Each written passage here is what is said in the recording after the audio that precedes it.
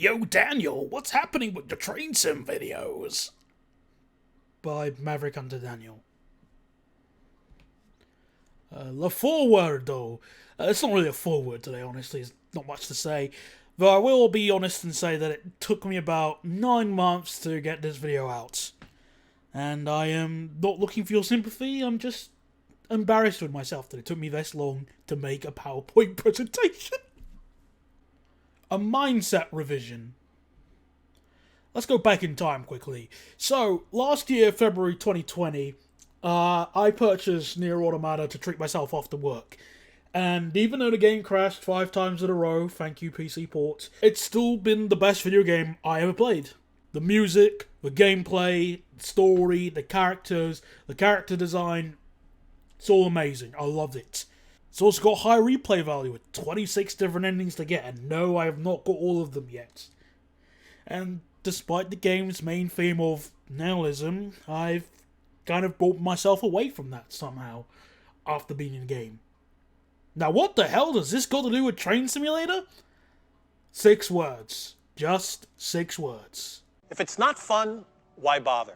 Yeah, so if I'm going to be spending another 7,000 odd hours playing a game, I want to maximise my enjoyment out of it. And to be honest, using crappily made add-ons that are made on short notice, made by developers clearly not paid enough, just isn't fun anymore. To be honest, it's boring, it's repetitive, and quite embarrassing as well. I've uninstalled most of my train sim content. If I must be honest, like, most of my routes are all gone. In fact, I usually have only 3 or 4 routes. Anytime I have any extra routes, I'm just using it for testing purposes. Don't really care about anything else nowadays, outside of the Cramandic Delta lines, Creston Revamped, and the I Valley. None of those routes exist in real life, but I don't care, at least I have fun with them. So, no more train sim news? Not exactly. I don't blame you for thinking that, but I do have a future episode idea in the works, and I even thought of other ways, like maybe making episodes, like maybe 1 or even 2 episodes a year at most, for sanity reasons. And if something quite significant comes up, then I'll probably speak up about it regardless. So you don't have to worry too much about that. It's just that I have a, high degree of self-preservation, and constantly talking about train sim is enough to drive anybody mad, honestly. What about other train sim content then? Well, they'll still be happening for quite a while, to be honest. I can still get some degree of enjoyment from the game from being creative with, Creston Revamped as an example, or messing around on Dutch routes. So, that'll still be going on. This same thing also applies with route building streams, but I'm not going to make a schedule for that. At most, I'll make 24 hours or 48 if you're lucky notice before I start a stream, but I'm not going to go any further than that. Things can change, and I'm not really like a big fan on streaming. I'll be posting more frequent updates of the Creston Revamp project on Facebook, but I'm not using this like a cheap plug. Check it if you want, I don't care. You know me. I don't even tell you to like the page. I don't care about likes. You know me. One thing to keep in mind, I'm glad that you can enjoy my content, and I'm glad that you can enjoy other people's content, but you still need to show some restraint. I'm mainly a one-man band at the end of the day. Now, I'm not asking for your sympathy, by the way. I'm basically saying that I won't be bullied into making videos. So if you come up to me and say, "Where's the next episode of the new show?" or "Where's the next railway review? Why aren't you doing this?" I do this as a hobby. I haven't made a single penny off YouTube since I started in 2010. There are no ads, there's no donations, no sponsors. I treat you like people, not easy ways to get money. I don't care how long you've been watching me for. This is a hobby, not my job. Now, there are 3 main aspects that have been killing my enjoyment of the Train Simulator game, and I wanted to bring them up and sort of address them here in this PowerPoint presentation. So that's what I'm going to be doing for the remainder of this right now. The first point is gatekeeping. Now, what is gatekeeping, you ask? Well, very simple. Gatekeeping measures are taken to exclude certain people from joining in a group or activity. The methods themselves can be varied depending on the situation. Sometimes it's just as simple as signing up for an account so you don't have anons just coming in randomly and spamming. Or it could be something more extravagant like revealing more personal information about you, for example. Everybody does it. The sheer fact that you have a locked front door in your house is more than enough of proof of this. That being said, I don't believe gatekeeping is inherently bad. There can be an advantage for filtering out those you want to associate or not associate yourself with, as an example. Also, the Renault Clio Owners Club has every right to reject somebody who, in response to the question of, "What model year is your Renault Clio?" the person responds with, "What the hell is a Renault?"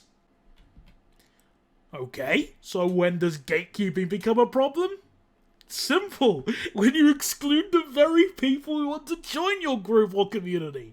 Let's go back a few months ago. I saw some people being extremely mean-spirited over this reskin of the Class 43 EMR power car here, and I'm just so shocked of how people are Daytona super stretching this situation out of the...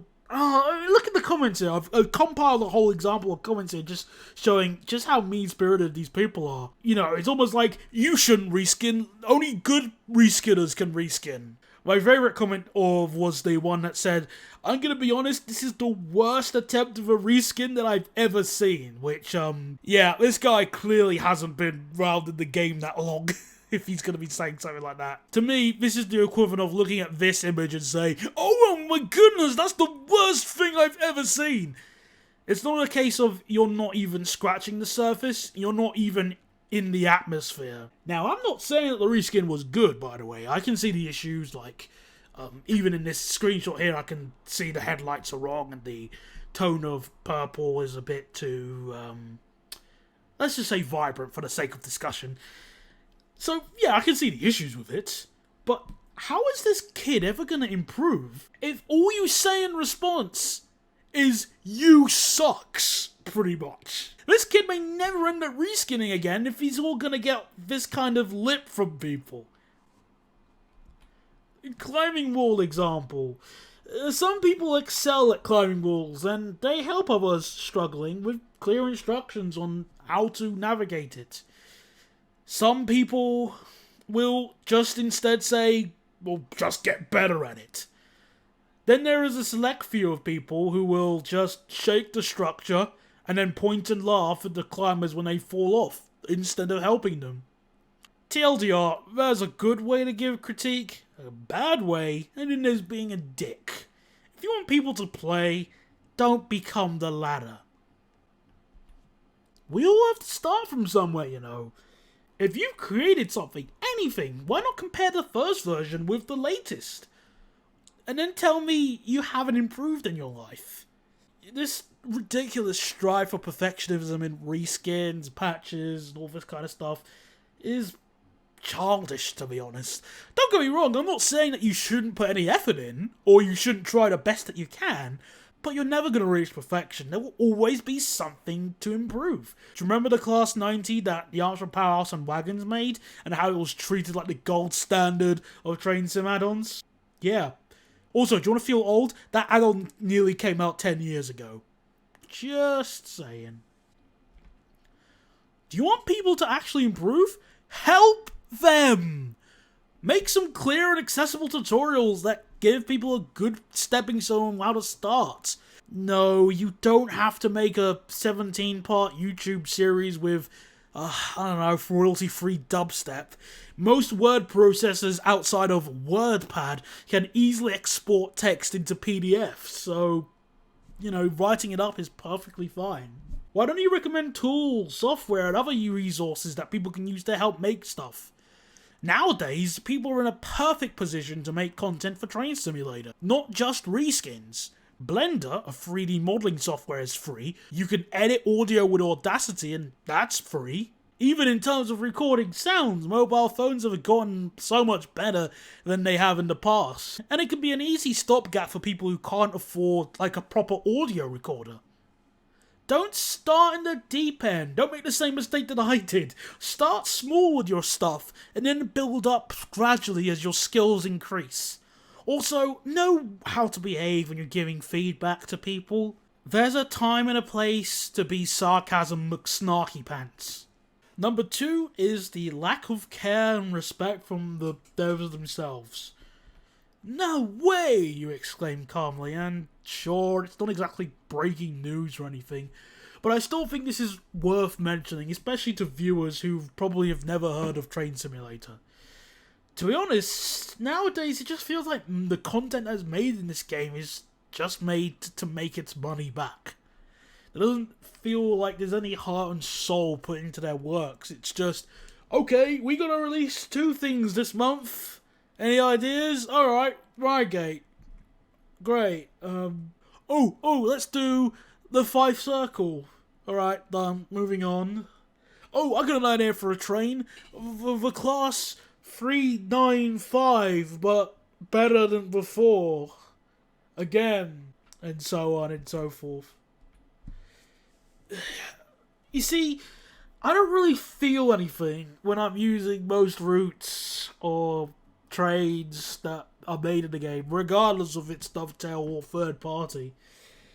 It's hard to explain what I mean, but basically, I don't get any memories or generate any memories, if I must be correct regarding how I'm wording this, when I play this game. I can sit down and tell you about my memories of playing Sonic 3 and Knuckles or Mega Man 02. I have amazing memory of me learning how to get good at that game. I always wanted to beat one of the bosses, Phoenix Magnian, and I always got owned by him. But I remember sitting down there one day on my Game Boy and just practicing the level over and over and over again, practicing the boss, learned how his attacks and stuff, how to dodge, when to attack, and I felt ecstatic when I beat him. I don't feel that anymore with Train Sim. I don't feel anything like that. I get bored. In fact, just to give you an example, when I was driving the Class 411 that the Arsenal Powerhouse made, I drove it with an expression like similar to this. I shouldn't be doing that. I don't get any, feelings. I'm not even saying that the train was bad. Hell no, it ain't bad. Overpriced, but it's not bad. But I don't feel anything anymore. Nowadays, I just pick up a train, give it a drive, put it back in the box, and never use it again for a while. Sometimes I'll drive a route once, possibly twice if you're lucky, and then it goes back into the box. It just keeps repeating over and over. And again, don't even mention the Rygate extension. If that extension actually went to Reading and included a reworked 165, suddenly people would give a damn. But no, why would you want to give people a reason to invest? No, don't do that. That is dumb. Best example? Well, everything Dovetail have done, especially Train Sim World. So, for those of you unaware, Train Sim World is the quote-unquote sequel to the Railworks and Train Sim and TS 2020 series. Only worse, because you don't get a route editor, and the only way you can make content in the game outside of basic reskins and scenarios, and I really do mean basic reskins, is if you go through their partner program. And if you do that, not only are you most likely going to be very restricted on what you can make, but once it's put on sale, Steam takes a cut, Dovetail takes a cut, before you even get your own money, and even then, come April, you're going to get a knock on the door from a lovely, lovely man from the HMRC who will then go, "Give me the tax." And that kind of speaks for itself. To add insult to injury, routes in the Train Sim World games are even shorter, and you get less trains. And the game is more of a case of, constantly shaking keys in front of your face and going, "Look how great the graphics are!" And I'll agree, the graphics look good, but I'm sorry, I'm not 5. You need something more than that to keep me playing. Just to give you, a rough example of the kind of, routes that you're going to get in Train Sim World, there's a recently announced route coming up for Train Sim World, Penzance to St. Austell. Yeah, because screw Plymouth. Plymouth doesn't exist. Plymouth is just part of a conspiracy. That's what they want you to think. Why would you want to go to Plymouth, you imbecile? Also, in before Train Sim World 3. To add, I just can't trust these dev team. I am going to show a quick example of just how Dovetail's development team and their sort of, I don't know who they are, don't care. Just to show you what kind of people we're interacting with. So here's a snippet from one of their videos when asked with a simple question from a viewer. The Train Sim World 2 update is our big update to the game this year. We have previously said it will not be paid. You will not have to pay for this update. So I am saying again, you will not have to pay for this update. That is subject to change, but at the moment, I and everyone else in the company have a 99.9% certainty that it will not be a paid update. Man, isn't that crystal clear? You see, how can I put it? If the bus driver, in response to your question of, does this bus go to the post office, responds to you by saying, oh, I'm 99.999% sure I go to the post office, subject to change, would you call that trustworthy or clear? Hell no. I'd rather he just say no. It would be annoying, but at least it'd be honest. Found a snippet on the chat where somebody asked, have the departure boards for East Coastway Line got a release slot yet? And I'm just... I saved that because I'm scratching my head of saying, yo, hold up. You mean to tell me that they released something and they don't even include departure boards? Oh wow, this is a scam on wheels. I don't even have much to add to this slide here, but this is the kind of persons you will be dealing with the Dovetail development team and the community manager. In response to somebody once again asking about the future and route editor, he says the following. 1. See roadmap. 2. There will never be an editor. Never. No editor. Never. No editor. No editor. No. I do not apologise for item 2 because this has been stated already a lot and you're active enough here in the community to know this already. There will be no public editor. Wow, what an asshole. Now, I for one love seeing people who are just tone deaf to the importance of expanding content. So I'm just going to read him the blurb of MSTS, because I have the book still. Let's just read the blurb together, shall we? An open architecture with tools that encourage enthusiasts, railroad clubs, historical societies, and third-party developers to customize and expand the product by creating new trains, routes, scenery, and challenges, many of which will be available to download from the internet. From 2001. Stuff that! Who needs that? Yeah, who needs to expand video game content? Idiots! Number 3, last and certainly not least, exploitation. Specifically, exploitation of the player base. In a nutshell, this game has way too much DLC, both official and third party. Using a Reddit post that I found from 2019, which I'll link in the description below, I estimate that the Train Simulator series has at least £8,000 worth of DLC today, on Steam alone. And that number keeps rising, because every week or every fortnight, they keep making new DLC. And you know what? When we get to the point where you can start buying brand new cars, like straight from the showroom, for the same price as the DLC, I think that... I just wish there were like legal limits. Because I think this is simply way too much.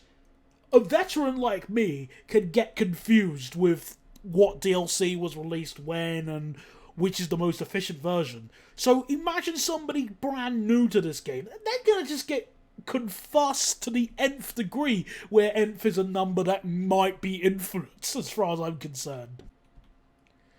And this isn't even factoring the quality of the content. Regardless of the developer, the time period it was released, the type of train, the quality of add-ons can vary by unfathomable degrees. Trains can have no sound, they can crash the game, they can have mission textures, routes can be so short that they have, I don't know, no reason to exist. Maybe a route will be long and it will be about as stable as Windows Vista falling off a cliff. And this will be while still being sold at full price. It was version 1. And this goes on over and over and over again. Do you remember when Dovetail showcased the 323 in a stream? They were being so secretive of what the sounds were like. They were even talking over it when they said that they were going to showcase what it sounded like on acceleration. And I was so peeved with this that I decided, oh, you know what, 2 can play this game. I decided to just quickly load up the 323 in QuickDrive, record it, show people how utter garbage it was, and then upload it to YouTube.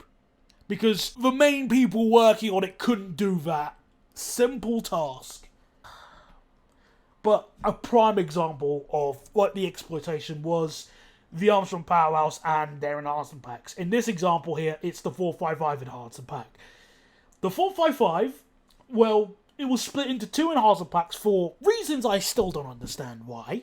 The sounds, overall, are great, and the physics have been improved. Some people say that the sounds are a bit poor. I don't think so. I think they're great. But overall, content is lacking. You don't get all the liveries, more specifically the branded liveries, and you get the wrong cab with the Southwest trains and unrefurbished units. Seeing the train effects on the Network Southeast 455 is like seeing Concorde with a glass cockpit. It's borderline cursed. Dude, no. And I don't know, getting less content than the previous enhancement packs is just a smack in the face, honestly. And this is putting my bias outside of me disliking the train IRL completely out of it. This has got nothing to do with me hating the 455 in real life. It should be as good as it can be. It should have all the liveries. The cab should be right. That's not asking for too much when you've done that in the past. Hell, for the 158 enhancement pack, they modelled a new cab for it. We didn't ask for that, but it's great that they did it. Now, of course, some people may say, well, if you don't like it, don't buy it, or I'll just stick with the old version and the old NS scripts, which is fair. You're more than willing to do that. Sorry, you're more than capable of doing that. But I just want to bring up something. If you only knew the power of peer pressure. Yeah. Let's see how far this goes. So you're going to tell me you're going to make a scenario pack with the 455 and not use the enhanced 455? Okay, maybe it takes place on the East Coast Main Line. 455 doesn't run there. That's fair. Hold on. So you're going to make a scenario on the East Coast Main Line that doesn't use the 365 enhancement pack, or the 313, or the 321, or the 317, or the 91 enhancement pack, or the 43 enhancement pack, or the 387 enhancement pack. No? Alright, interesting choice. Maybe you're going to make a scenario on the South Eastern line, the Chatham Main Line. You're not going to use the 375 enhancement pack, or the 465 enhancement pack, or the 319, or the inevitable Class 700. Just be a rebel. I'm going to be a rebel. I'm not going to do that. That list continues for 28 more slides, but, you know, I think you get the point here. Peer pressure is a really powerful mistress. There's a reason kids get hooked into alcohol and smoking at a young age. You don't want to be left out. To be honest, I think this whole exploitative DLC began with the Armstrong Powerhouse's Mark II DBSO, which I still consider the worst add-on in the game. Because it's an add-on that cannot do the one thing the vehicle was designed to do in real life. It can't drive. You might as well just stick a normal BSO at the back of your train consist. And it just feels like it was a, albeit successful, test on how far they can push the player base on functional add-ons and how far they can exploit them. How close can I get this stick to poke the bear with? Oh, it's in its mouth. Oh, it's reached its stomach. Oh my goodness, the stick is in his lower intestines. And I've come all the way out. And it's still asleep. Coupling to the fact that you don't get all the liveries with the DBSO, I consider it worse than useless. Even worse than a chocolate kettle, because whilst a chocolate kettle can't obviously boil hot water, a chocolate kettle that produces carbon monoxide when melting is worse than useless, and that's the DBSO. Also, PSA for the day, check your carbon monoxide alarms, please. No, really, please do. To add, people were describing the DBSO as high quality, in spite of it not even having a cab. And I still remember the forum post during its development, where Mr. Armstrong said that adding a DBSO with a cab would double the price at least. And in order to respond to that, I've been left with no choice but to create an entire slide filled with middle fingers, which I think I'm going to leave on just so it sinks in how I feel overall with this.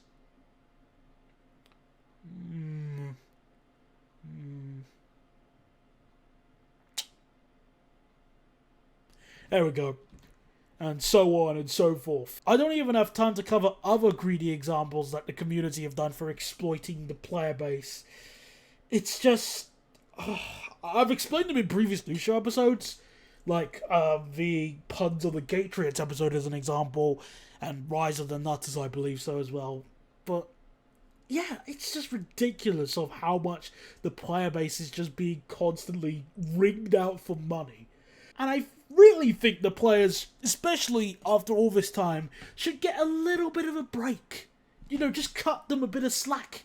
After having to pay for media subscriptions, phone bills, internet bills, food, water, electric, family, work expenses.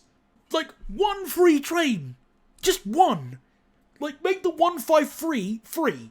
Or if that's too much to ask, a 139. Something. Something drivable for free just as a sort of penance for the community, because when you have thousands upon thousands worth of pounds of DLC, the last thing you should be surprised is when people pirate your stuff.